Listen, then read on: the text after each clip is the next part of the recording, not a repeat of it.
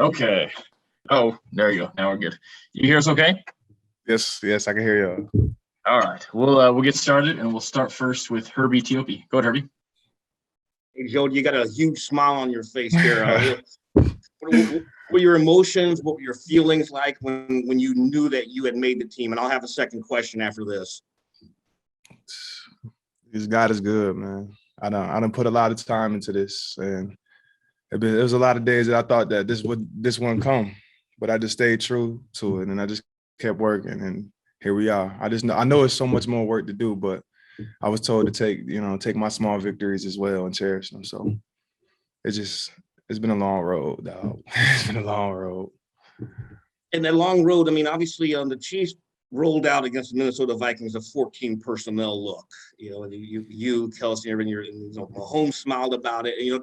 The opportunity to contribute in those kinds of formations. How dangerous do you think this Chiefs offense now will be with the flexibility with a guy like you in a 14 personnel look? I mean, we were already dangerous before I was activated. I think we just got a little bit more dangerous, to be honest with you, because I believe in my talents, and obviously they do as well because I'm on the active roster now. But it gives us the opportunity to form a lot of looks and create the defense in so many different mismatches, and just it's gonna be fun. It's gonna be fun. It's fun to be a part of it. I kind of wish I was in the stands to see, like, oh wow, they got 4 of those guys out there. But I'm a part of it, so it's dope. It's an incredible experience. I'm so grateful. Go next to Adam Teicher. Go ahead, Adam. Hey, Jody, congratulations. I was just curious, in what ways do you feel like you're better suited to be a tight end than a wide receiver? And Brad, I'll have a second question as well. I think I could play both positions. Simple than plain. I don't think I'm better suited at either one. But I do know that me being in the box closer to those linebackers and the safeties, it creates a bigger mismatch. That's what I do know. And that's it. Okay, and if the Chiefs needed you to play wide receiver in a game, in an emergency, somebody gets hurt, whatever, could you feel like you could do that at this point? Do you know the offense, those positions well enough? I do. I feel like that they needed me to play long snapper, I can go out there and do it. Like, I feel like wherever they need me to play is where I'm going to be at. I feel like there's nothing I can't do. So, yeah, to answer your question, yes, I could step outside or go play X or play Z, step in the slot. I feel like you could put me anywhere. Let's go next to Aaron Ladd. Go ahead, Aaron. Hey, congratulations. I hate to bring you down here, but you talked about how long of a road it was. I wonder if you could tell us about maybe a point if you thought it wasn't going to happen. Do you know a day, or maybe you think something in your mind where you're like, I don't know if this is really for me? There's a couple different. I feel like, for instance, I'll just go back to the more recent one where, I'm a tryout, walking on to the Kansas City Chiefs, and I'm at tight end for the first time since 2006, and then they're throwing me in there, and I'm like, oh man, I can't remember what a 3-point stance is, or who to block this, and I'm lining up wrong, and I'm just doing everything wrong. But I'm running fast, but I'm doing everything wrong, and they just gave me a chance. You know what I'm saying? They gave me a chance to calm it down, and I did get cut. I got cut, but I had some time to reflect and be like, wow, like maybe this not for me. Like, they want to make me a tight end. I haven't done this in a long time, but something told me to do, or God told me just to stick with it. You know what I'm saying? It's going to pay off for you. Let's go next to Matt McMullen. Go ahead, Matt. Hey, Jody. Congrats, man.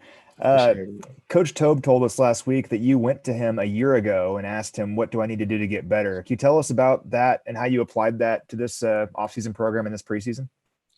Yeah, simple and plain. He just told me I need to be more dominant. He told me I need to go out there with a even hungrier mindset. And what I did was I just left no stone unturned. I didn't take any plays off, any reps off. I calculated everything as if it was a game rep. I messed up here and there, but everything was fast and everything was precise. I was intentional with everything that I did. As far as my drops, as far as my reads, even after the play, trying to just trick myself. I was just really intentional with how I handle special teams this time around. Shout out to the special teams shirt too. Let's go next to Ms. Karen Konecki. Go ahead, Karen. Congratulations. I'm really, really happy for you. But you know what a lot of guys feel like who didn't make the team. And can you just talk about the highs and lows of that? I mean, being like, oh God, I finally made it. But you know what those guys are going through. Can you talk about those things? Because this is a hard time. This is an ecstatic time.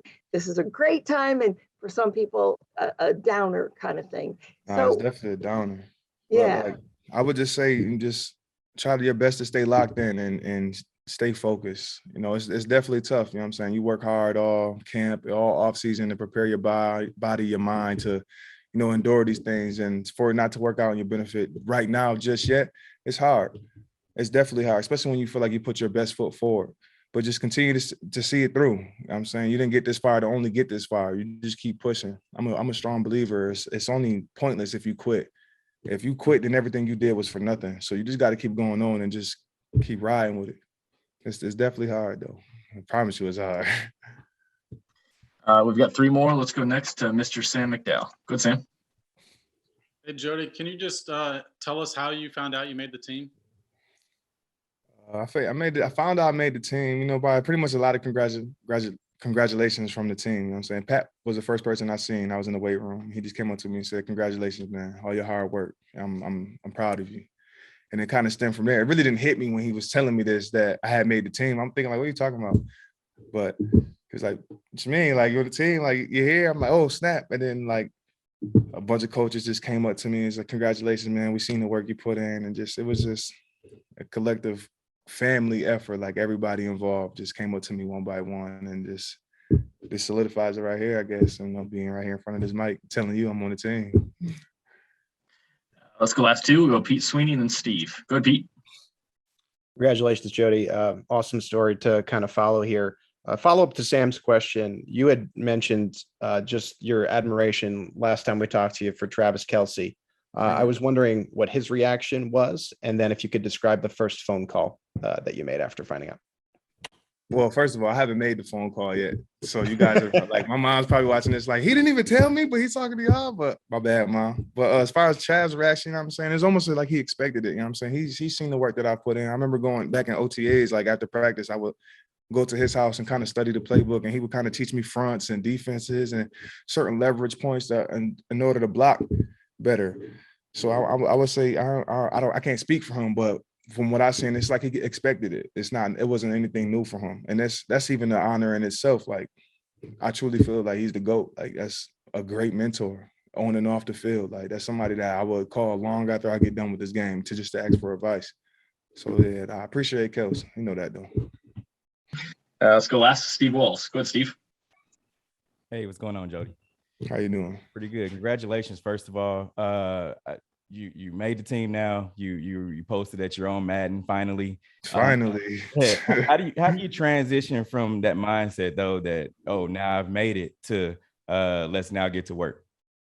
Well, I don't have the mindset that I've made it. You know what I'm saying? This is ultimately, you know what I'm saying, this is a step in the right direction, but this isn't the dream. This isn't what I wanted, like, not what I wanted, but this is not my end goal. You know what I'm saying?